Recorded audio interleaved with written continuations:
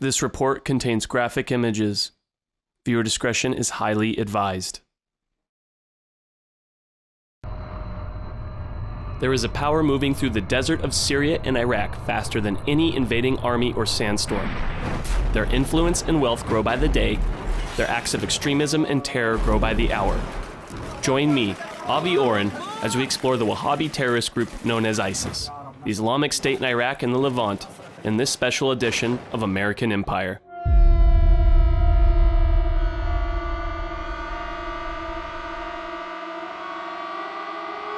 Prime Minister calling for a state of emergency after hundreds of gunmen took control of strategic parts of the northern city of Mosul. Our senior international correspondent Nick Robertson tracking this story from Doha in Qatar for us. Nick, a stunning defeat for government forces, but really it hasn't come from nowhere. It's been building for months, from Anbar in the west to Samarra, Bukaba and Baghdad, now Mosul.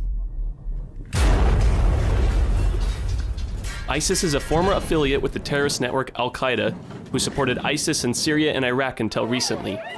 The aim of ISIS is to install a caliphate, a Sunni region of Syria and Iraq where they can impose Sharia law and rule as its government.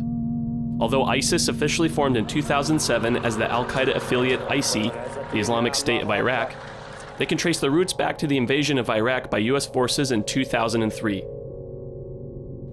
They achieved their notoriety during the civil war in Syria, where they now control hundreds of square miles of territory and villages. After amassing manpower, money, and weapons caches, ISIS now rivals the size, scope, and funding of many nations' armies. ISIS already controls vast amounts of land, military bases, including former US bases, and major cities across Iraq, and shows no sign of stopping. Although ISIS began its major combat operations in Syria in 2011, it has now begun its assault on Iraq. An Iraqi city where some of the fiercest fighting took place in the early years of the Iraq War is now in the hands of forces linked to Al-Qaeda. Insurgents have seized Fallujah in western Iraq. This is the worst violence against the Iraqi government since U.S. forces left the country in December of 2011. In January 2014, a devastating force moved into the city of Fallujah, Iraq, and took control from the Iraqi government. Iraq's Anbar province was the scene of a bloody three-way war between ISIS, local tribes, and the Iraqi security forces for control of the city. During the chaos, ISIS stormed into the city and by nightfall on January 3, 2014, had raised its black flag on government buildings in Fallujah. Before that, Anbar province was the scene of some of the deadliest combat U.S. forces faced since the Vietnam War. An estimated one-third of the 4,486 U.S. deaths in Iraq were caused by Al-Qaeda in Iraq, the main militant movement that would later spawn ISIS almost a decade later.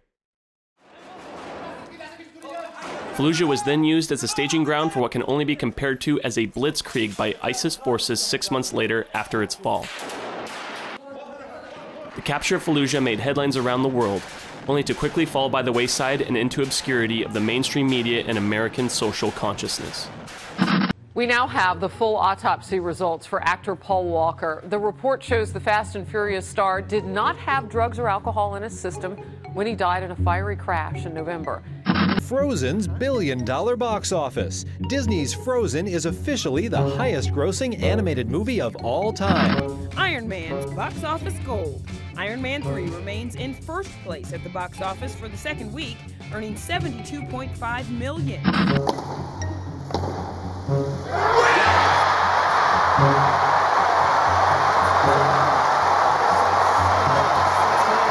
So what does it tell us? It tells us, one, the plane took off, it tells us where it went, the direction, and tells us that it was missing. So that's like the duh factor of this report. That is the duh factor. In the 6 months since the capture of Fallujah, over 7,500 Iraqis have died in the sectarian violence heavily led by Al-Qaeda, ISIS, and other Wahhabi militias. Since the capture of Fallujah, ISIS has blazed a path across the Iraqi desert, taking the cities of Mosul, Baji, Tikrit, Samarra, and are heading towards the cities of Jalula with Baghdad as its ultimate goal. This is not good, though. It's not good. Yeah. And it's interesting, though, too, as we're going to talk about Mosul and Tikrit, obviously on the way potentially to Baghdad. You say it's less about speed and more about momentum. It really is. You know, when you talk about speed and the speed of the operations, the speed that concerns me was the collapse of the Iraqi military in the vicinity of Mosul and then en route to Tikrit. This is a major line of communications. You have to control this if you're eventually going to get to Baghdad, right, conducting operations from this location. So once you gain some speed vis-a-vis the enemy, right, it's all about momentum, and you're not going to stop. And that's what we see right now is ISIS increasing its rate of momentum. While only 3.5% of Muslims consider themselves followers of Wahhabism, the movement is considered to be one of the most extreme and fundamental of all Islamic beliefs.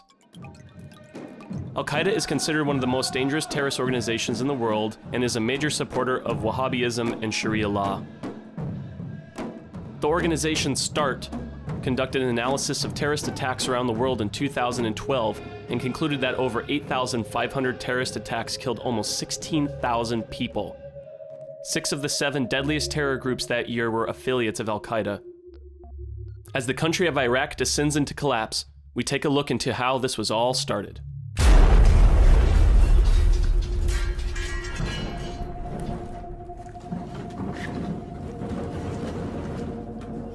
Do you think that the U.S. or UN forces should have moved into Baghdad? No. Why not? Because if we'd gone to Baghdad, we would have been all alone. There wouldn't have been anybody else with us. It would have been a U.S. occupation of Iraq. None of the Arab forces that were willing to fight with us in Kuwait were willing to invade Iraq. On my orders, coalition forces have begun striking selected targets of military importance to undermine Saddam Hussein's ability to wage war. These are opening stages of what will be a broad and concerted campaign. More than 35 countries are giving crucial support, from the use of naval and air bases to help with intelligence and logistics to the deployment of combat units. Every nation in this coalition has chosen to bear the duty and share the honor of serving in our common defense. Once you got to Iraq and took it over and took down Saddam Hussein's government, then what are you going to put in its place? That's a very volatile part of the world, and if you take down the central government in Iraq, you can easily end up seeing pieces of Iraq fly off. People have been gathering in Salmania's main square for nearly 3 months now, protesting what they allege is government corruption, nepotism, incompetence, and anti-democratic measures. Since then, at least 12 civilians have been killed across Iraqi Kurdistan, as military forces of the ruling parties were deployed in the restive areas. The protests and the accompanying violence have pushed the government and the opposition parties further away from each other than ever.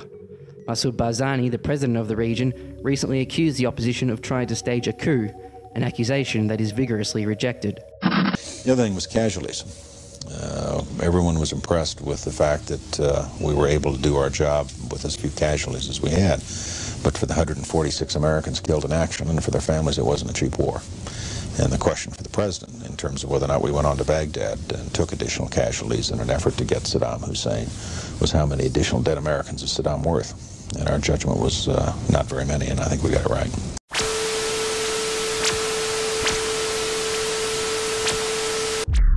When the United States invaded Iraq, it left a major power vacuum that it could not fill. After many attempts at stabilizing the Iraqi military and government, U.S. forces left the country in 2011. Sectarian violence rose to an all-time high, creating an uncontrollable environment for the Iraqi security forces to maintain. Following the civil war in 2011 and destabilization of its neighbor Syria, Iraq would fall victim to the same fate of its northern neighbor just a few years later.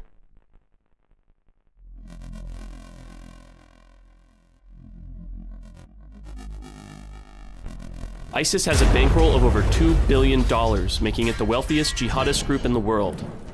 During the ISIS invasion of Iraq, they looted the Iraqi central bank, where they gained much of their wealth. The question still remains: who was funding the organization before the Iraqi invasion, and why did Al-Qaeda break its ties with ISIS? Al-Qaeda has cut ties with an affiliate it says is too extreme. The terror group says it's not responsible for what the Islamic State of Iraq and al-Sham is doing in Syria. It's surprising in a sense because ISIS claims allegiance to Al-Qaeda. An expert on militant Islam at the Brookings Institution put it this way to the New York Times.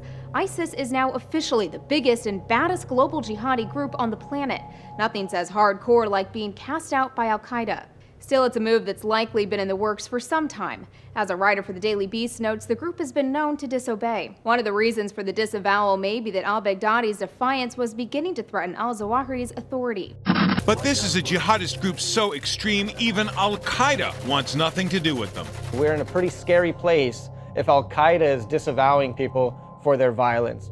As these graphic photos show, in recent months, the group has executed enemies in Syria and then staged their deaths to look like crucifixions. And ISIS is apparently looking to the future, openly recruiting young boys and running schools to radicalize Syria's next generation.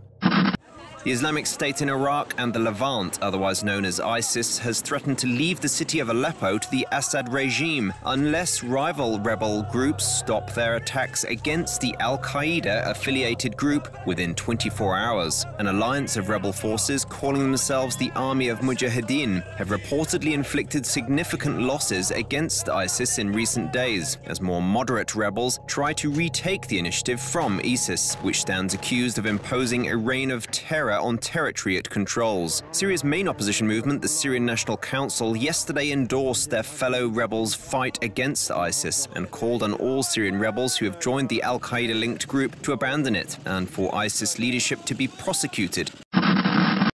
ISIS is led by Abu Bakr al-Baghdadi. He was once captured by American forces and spent 4 years in Camp Bucca in Iraq and was released in the year 2009. The U.S. did not consider him dangerous upon his release, but investigators have found very little information on who al-Baghdadi is, earning him the nickname the Ghost. He's an educated man with university degrees in Islamic studies and history. When or where he became radicalized is still unknown. His political ties and affiliations are also unreported, but a simple examination of his group's funding quickly reveals who is backing ISIS. And although it only represents a tiny minority of Muslims, its believers are far from minorities themselves. A majority of the world's Wahhabis are from Qatar at 46%, the United Arab Emirates at 44%, and Saudi Arabia at 22%. These three countries represent some of the wealthiest Islamic states in the world, with Saudi Arabia and the United Arab Emirates coming in the top 2 GDPs at over $1 trillion a year combined. They also have some of the largest concentrations of Sunni Muslims who only make up about 22% of all Muslims worldwide. These three countries are also supposed allies of the United States and share a similar disinterest in Syrian President Bashar al-Assad and the Iranian government. The Council on Foreign Relations reports most of ISIS's financing comes from smuggling, extortion, and other crimes. ISIS is even cashing in on oil, selling crude from oil fields they took control of in northern Syria right back to the Syrian government. The New York Times reports ISIS is also selling electricity from captured power plants back to the government too. They also do a lot of the traditional terrorist fundraising activities, kidnapping, robbing, thieving, they're involved in the drug trade. They have money laundering schemes. In the Daily Beast, Josh Rogan reports that ISIS has also been funded for years by wealthy private donors living in countries the U.S. considers allies, countries like Kuwait, Qatar, and Saudi Arabia, and that those governments, says Rogan, know it's happening but choose to look away. The governments could have some plausible deniability and say they weren't funding them directly. At the very least, they were looking the other way. Now back to the numbers. If you do the math, ISIS may be worth at least $500 million after that last attack on that bank in Mosul. In 2011, the Taliban was said to be worth an estimated $70 million to $400 million. Even al-Qaeda can't compete. Al-Qaeda had an operating budget of about $30 million a year before the 9/11 attacks. And all of this cash on hand only allows ISIS to attract more extremist fighters who are drawn to higher salaries. Big money also helps ISIS finance large-scale prison raids, liberating hundreds of fighters who then join their ranks. With a professional terrorist army with seemingly unlimited funds and backed by some of the wealthiest Arab countries in the world, the future of Iraq seems to be in question. Currently, the United States has deployed a few hundred Marines to secure the embassy in Baghdad and has hundreds more sitting in the Gulf. President Obama has ordered up to 275 Marines back into the war-torn nation of Iraq. Military members ordered back to the country will be equipped for combat, according to official records. This follows gains made by the armed groups in the country, including a takeover of Mosul, the second largest city in Iraq. The government of Iran offered to assist Washington in military strikes against the militants, and this prompted the first discussions in a decade between the nations over a common security interest. While pundits discuss the future of Iraq from air-conditioned studios, many countries are appealing to the United States for intervention, including Iraq's own prime minister. Iraq's Shiite-led government has formally asked the United States to launch airstrikes against Sunni Muslim insurgents who have engulfed the country in fighting and battled their way into Iraq's biggest oil refinery. In a televised address, Iraq's prime minister called for his country's tribes to fight back against the Sunni militants.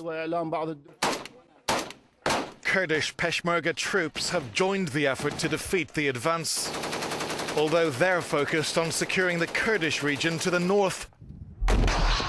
The insurgents have their sights set on Baghdad to the south. These militant fighters are led by the Islamic State of Iraq and the Levant, which aims to build an independent Sunni Muslim emirate in the region. ISIL's surge may pose the biggest security threat to Iraq since the sectarian bloodshed that followed the US-led invasion to oust Saddam Hussein in 2003. And in a bizarre twist of fate, Iran, a longtime enemy of the United States, has expressed interest in working with the US on a solution to help end the violence in Iraq. Iran holds an overwhelming Shia majority of 87%, as does Iraq with 61%. Iran has long expressed interest in having closer ties with Iraq since the overthrow of Saddam Hussein in 2003. Iran also has a security pact with Syria, which is why the United States has been funding al-Qaeda-affiliated groups with weapons and money to fight its proxy war in Syria. Can the US ally with Iran to defeat ISIS, an organization armed and partially funded by CIA operations in Syria? Or is the conflict of interest too great for the United States to take assistance from its long-standing enemy Iran?